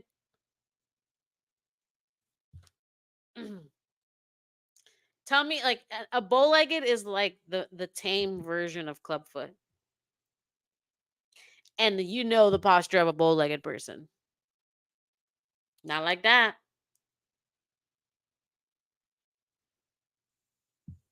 That's a lord's posture. That's a king's posture. Larys, we know who you are. Can't fool us. That's it. That's all I've got. That's my roast for Larys. Anyone want to come on stage?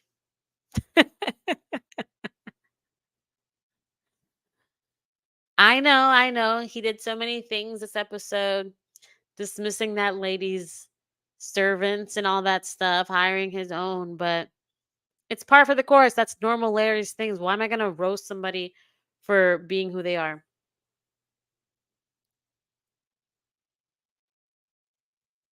Thomas Didymus. Thomas Didymus wants to body shame women. Thomas Didymus said, I don't know, but she has the posture of a pregnant woman. Damn, Thomas.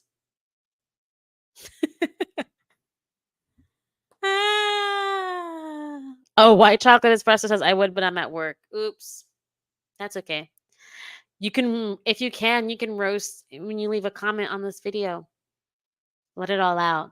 This is your safe place. This is my safe place. Oh yeah. I'm just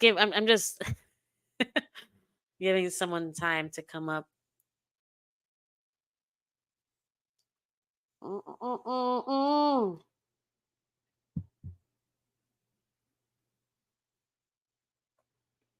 White chocolate espresso.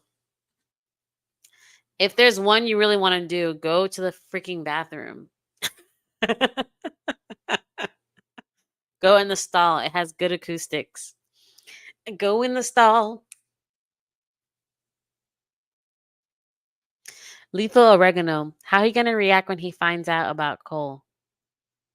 Larys finds out about Cole. I think Larys already knows. If Larys is even like a quarter good at his job, he knows. Because it's not about his job. Is not the Master of Whispers. Is not about like hard concrete evidence. It's about knowing how people look at each other when they cross the hall, inflections in their voice. Um, you know, when they're talking to certain people. It's obvious. I think it's obvious. Helaena didn't look surprised.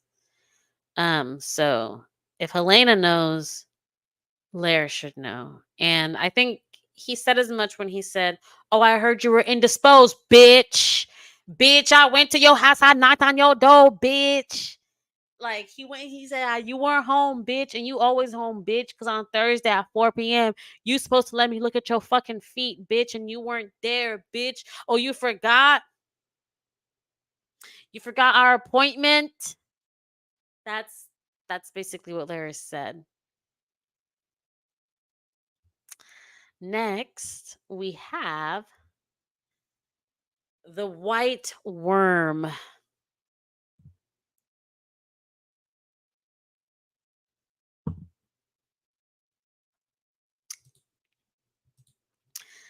Mysaria did not need to be in this episode at all. Okay. First of all, her fucking contacts, like what was she needed for in this episode? Hmm? Why did Mysaria go away? Oh, okay. Sorry guys. Here I am using technology. Okay. Mysaria did not need to be in this episode at all. Her fucking contacts are unsuitable for any place but hell. One was a stand-up comedian. Like, sorry, that cheese guy, he was meant to be a stand-up comedian. And then the other guy was like kindergarten cop. What am I trying to say? I'm saying like they made them like the Three Stooges, Groucho Marx, like these bumbling idiots that are kind of like lovable. Oh, I wonder what they're gonna do. Oh, I wonder what hall they're gonna go through next. Like that's the kind of feelings that we got from their performance instead of just being like, oh my god, get them off my screen. I hate them. I hate them. Like, you know, that's what I wanted. But still, that's what Damon wanted too. Someone who could get the job done. But Mysaria gave us blood and cheese. A stand-up comedian. You know, let's venture to say a failed stand-up comedian and kindergarten cop. They were not assassins. They were not even scary. So, Mysaria, what was your purpose? To give us this? Is this your king? Mysaria? So if they were going to use Mysaria, like, damn, that was a long scene. Y'all are wasting our time. We asked for Winterfell. We asked for the wall. You gave us 0.033257 seconds of the wall, but you gave us 35 minutes of you rowing your boat, going down to the second level, moving boxes to find fucking Mysaria.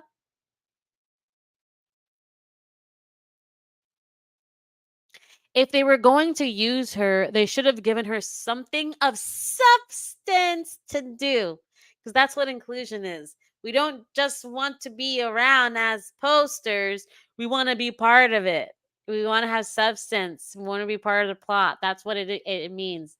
It's not just putting flirting with Damon and talking this close to his face is getting old. Look at me. I'm Mysaria. Do not blame me because of I should have been a cannoli and I don't fucking know. You know, like yeah, we get it. You're not scared to talk close to Damon's face. Like It's getting old and it's one note. And frankly, it's making me jealous. I'm Nettles after all.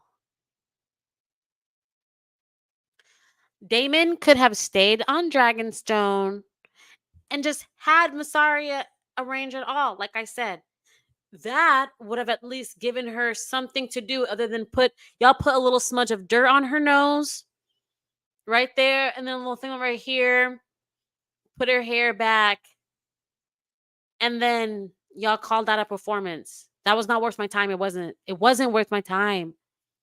But if Damon would have written a note from the comfort of Dragonstone where he should have been at that fucking table with the red string on the board planning, okay, now I would see the need for Mysaria, but she didn't do anything except stay in half darkness because we're supposed to be like, oh, look, it's deep. Half of her face is in darkness because it's deep. It's Batman.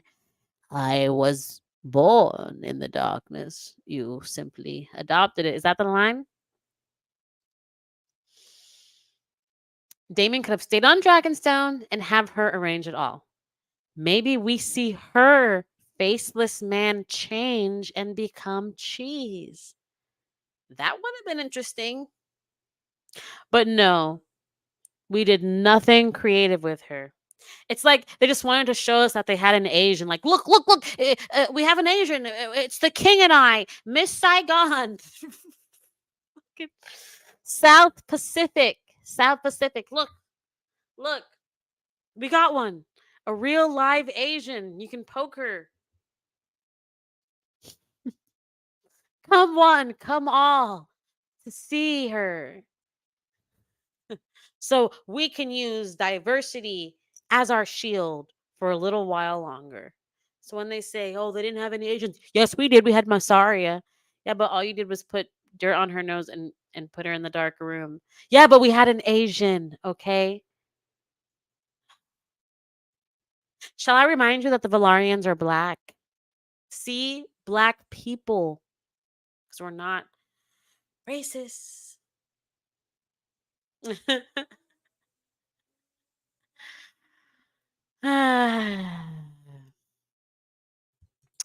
another thing. Y'all keep saying that Mysaria is Team Small Folk. Team Small Folk where? What is she doing for the small folks sitting at in the boxes feeling sorry for herself on some damn ship crying? Do you guys know who's Team Small Folk? Someone like Emma Goldman. When people say like Team Small Folk, I think of someone like Emma Goldman. Okay? Emma Goldman is pretty much responsible for every union that exists in the workplace pretty much today. Like that's what I think of. Like I love I have friends that are sex workers. I don't know how I'm going to be able to convince you, but I really just don't have anything against them. I think it's a victimless crime right now. But Emma Goldman didn't have to do sex work in order to be Team Small Folk. Like when she was Team Small Folk, she just went about campaigning, staging protests, getting laws, written, and that's how she was Team Small Folk. She was like, "Shit, I don't have the money and power, but let's use our voice. Let's do what we can." So if you're going to convince me that somebody whose contacts or is blood or cheese, and that's what Team Small Folk needs, I'm going to say that no. I could say that maybe the writers are trying to paint her as Team Small Folk. I could agree with that, but that doesn't actually make her Team Small Folk. Mysaria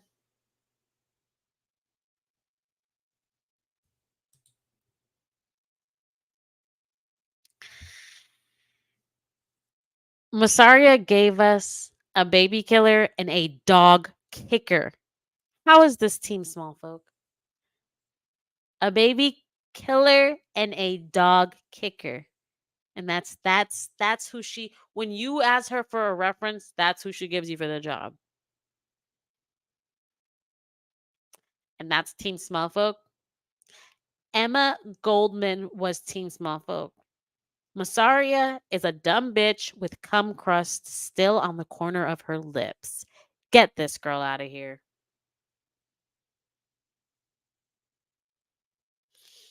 And that's all I've got to say about Mysaria. If anyone wants to come to the stage, now is your time. The Supreme Coven says, "Hi, Nettles. Hi, everyone. Hello." The Supreme Coven. The Supreme Coven. Supreme.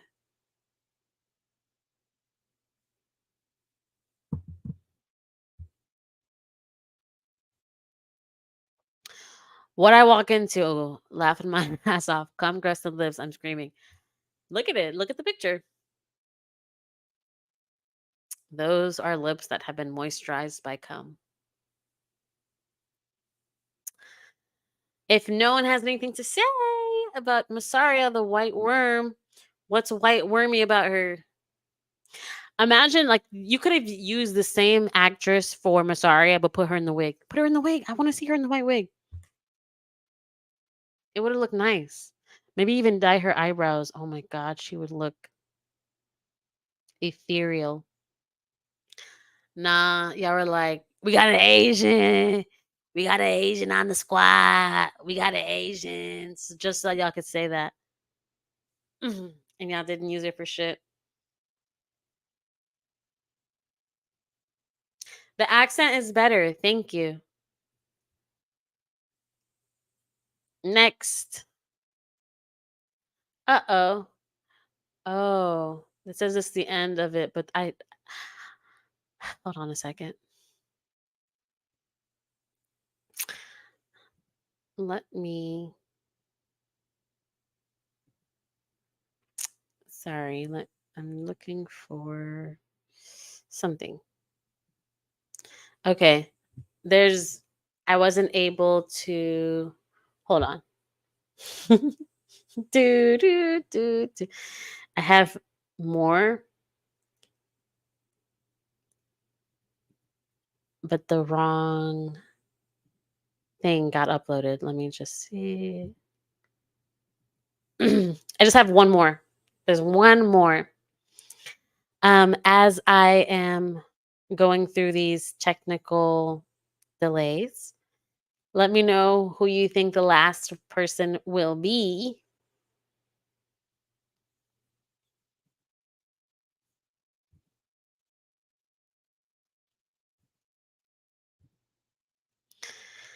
Who do you think the last person, the last roasty will be? Okay. Let me see if this will work now. Ooh, there we go.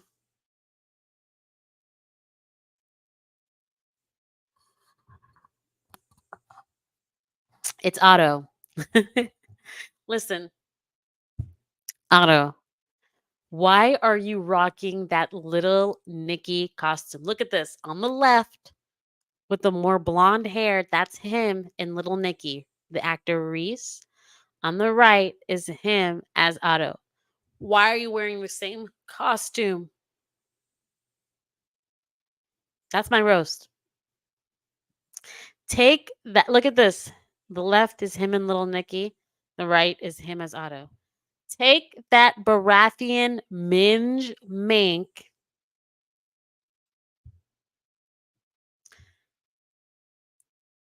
That beaver of Baratheon off your neck. You lick spittle king. This is him. Look at this. This is him in season 2, episode 1. Look at the party city fur. This is him and Little Nicky. Tell me what's going on. And am I wrong? I'm silly? Am I silly? House of the Dragon? Little Nicky. House of the Dragon? Little Nicky.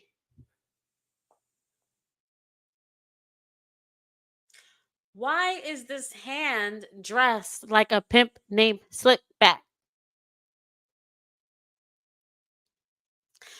Why does this man, let me go back to this picture. Actually, let me go back to this picture. Why does this man have Balerion's bikini line on his neck? Why? me. Help me.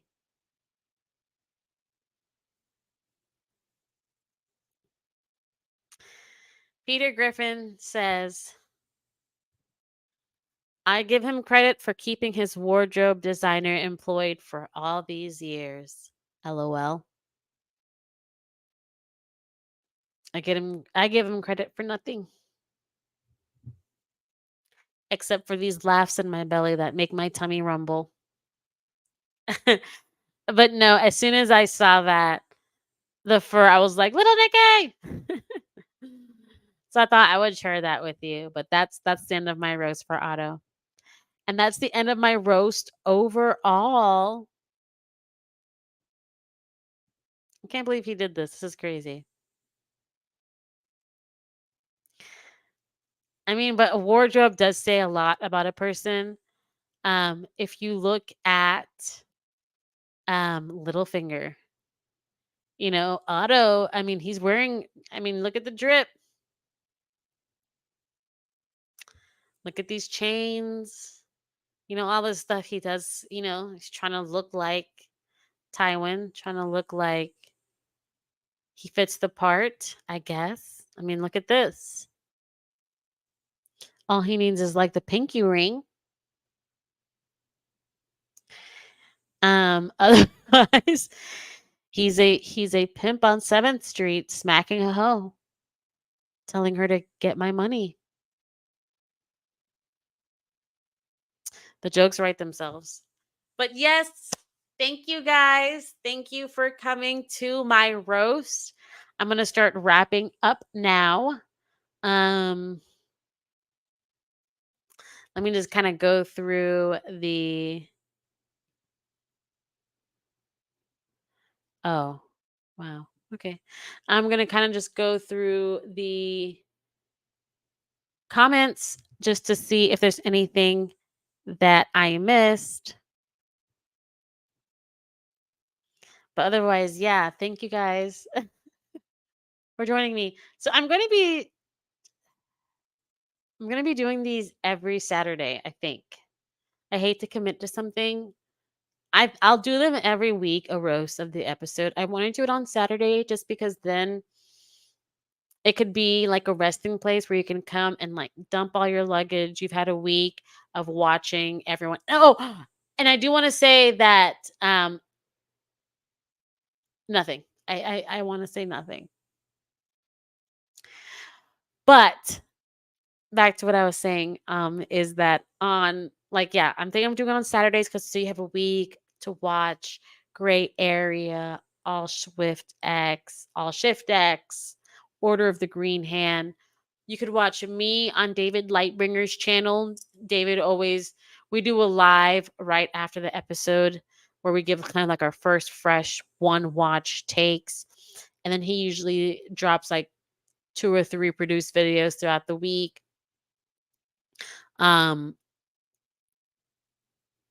Gray Waste Tim, Dire Wolf City, Teflon TV.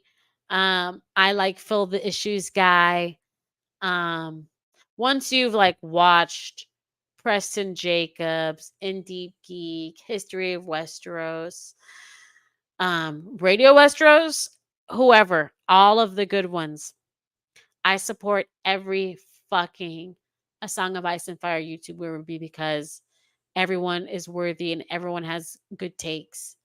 But yeah, after you've kind of dissected all their stuff, you can come here on Saturdays and kind of just like unload. And then the next day, Sunday, we have a new episode. So it's kind of like, to me, it's like perfect timing because it's like last ditch takes, dump on Saturday. And then on Sunday, you have a new episode that might answer some of the questions you had today. So I was thinking of doing that every Saturday, but depending on my schedule, you might see me do the roast on like a Wednesday or Thursday or something throughout the week or something like that. But I'm just letting everyone know that you do have a place to roast. Like I just mentioned, I am on David Lightbringer's channel. But that is a more like serious takes, like member of the fandom who's read the books, kind of like thoughtful, introspective takes on House of the Dragon. But here it's more of like, let's just be silly, say things half-heartedly. I hope you guys maybe have a gauge for my personality. I'm just silly, a goofball.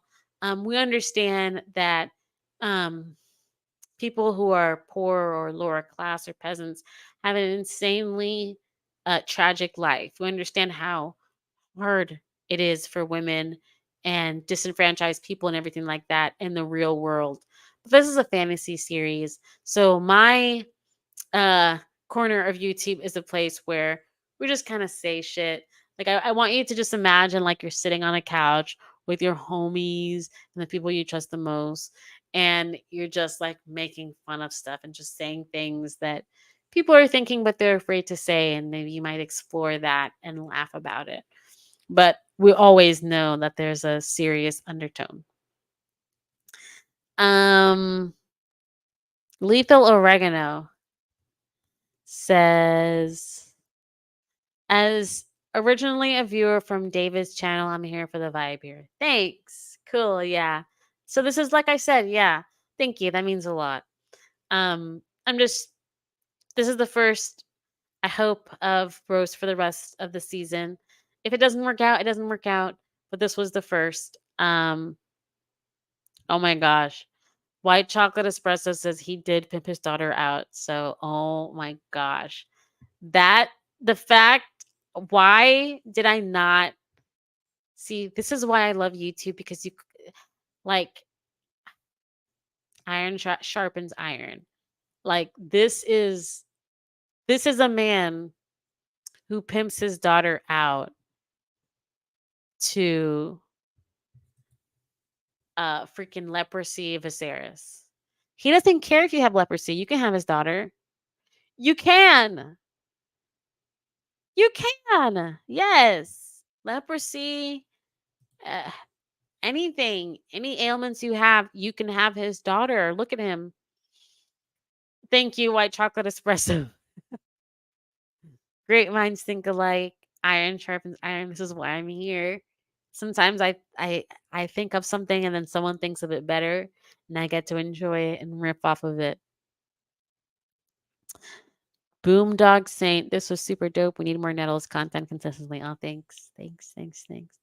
All right, what accent was it supposed to even be? Okay, so this is all I hear say. But I heard that the actor was trying to sound like Shay. And I'm like, that doesn't sound like Shay. Doesn't sound like Shay. Mm-mm. But and the actor who plays Mysaria is British. Like she talks like normal.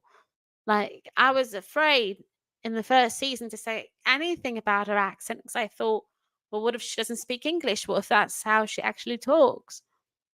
Because that was the case with Shay's actress. That's just how she talks. So I didn't want to really like, you know, go in on her accent. But then I saw an interview and she was just talking normal. So I'm like, wait, this was a conscious choice to sound like that. Like that was, I was like, girl, but it can't be all her fault. There's a team. There should be a dialect coach on set. Like it can't be all her fault. Someone heard that and said, okay, check. And someone else said check. And the director said check. And the cinematographer said check.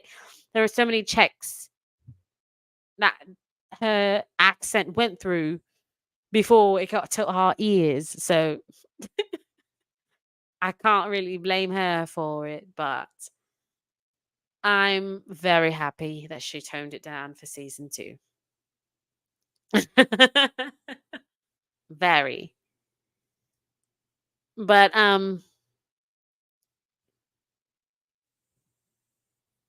that's it for this roast.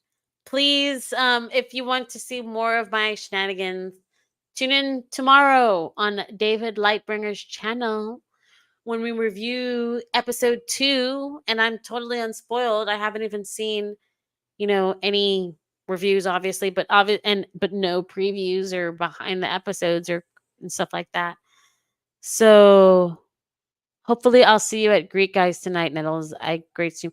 Mac Taylor, Greek Guys tomorrow, Sunday. Sunday at noon for me. I'm Central Time. So he goes on at noon Central Time, but yeah, I'll be there, but I'm going to be in and out because I'm going to brunch. But I'm trying to go to brunch an hour early just so I could be on Greek Guy.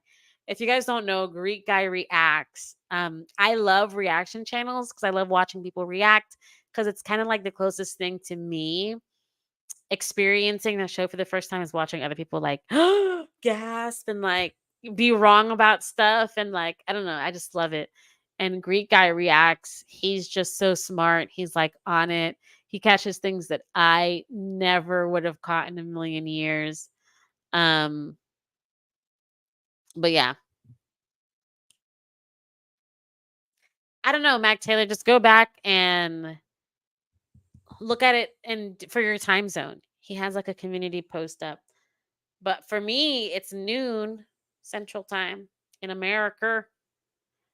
All right, guys. Goodbye. Goodbye.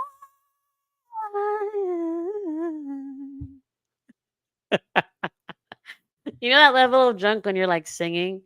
First, it's like singing, and then it's like speak other languages. Then it's like pay for everyone's drinks at the bar, and then it's like blackout. Like that's like my level of drinking. Like time on my hands.